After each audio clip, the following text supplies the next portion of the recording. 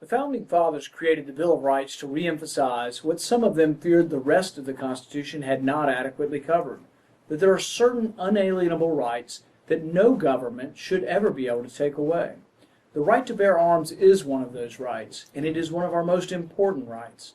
The Second Amendment was the Founders' answer to tyrannical governments across time and throughout history, who saw disarming the population as the first step towards controlling their lives. This was true during the Founders' own time, and this would be true of both communism and fascism later.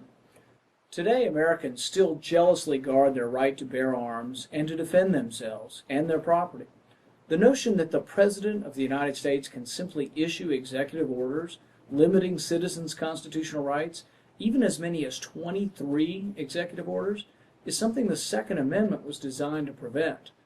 We have a president, not a king.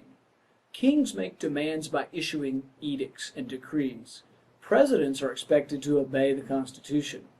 I support the peaceful resistance against any politician, Democrat or Republican, who thinks they can cherry-pick what constitutional rights Americans should be allowed to have.